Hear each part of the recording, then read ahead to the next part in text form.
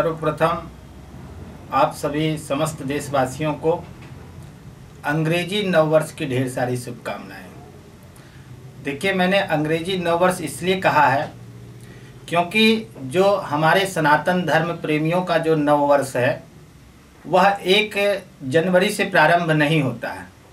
हमारे सनातन धर्म का जो नववर्ष, हिंदू नववर्ष जिसको कहते हैं, वह नववर्ष 18 मार्च से चैत्र शुक्ल पक्ष प्रतिपदा से प्रारंभ हो रहा है।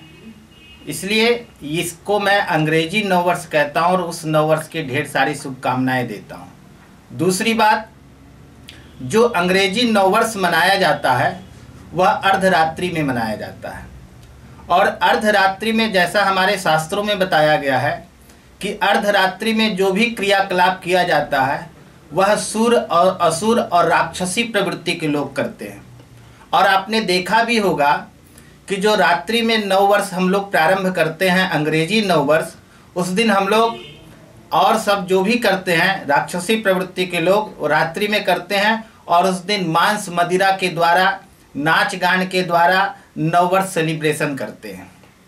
तो इसलिए first impression is the last impression. जिसकी प्रारंभिक अच्छी होती है उसका बाद भी अच्छा होता है।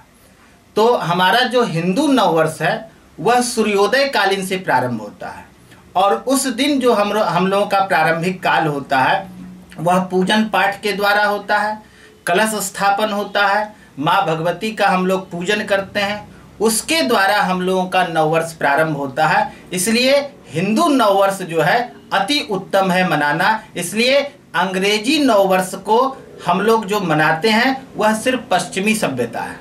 मकर संक्रांति की ढेर सारी शुभकामनाएं। सर्वप्रथम देखिए, मकर संक्रांति इस समय विशेष पर्व है हम हिंदू लोगों का और इस पर्व पे गंगा स्नान करना चाहिए, हमें दान करना चाहिए, तर्पण करना चाहिए और विशेषकर इस दिन गंगा स्नान का और दान का बहुत बड़ा महत्व है।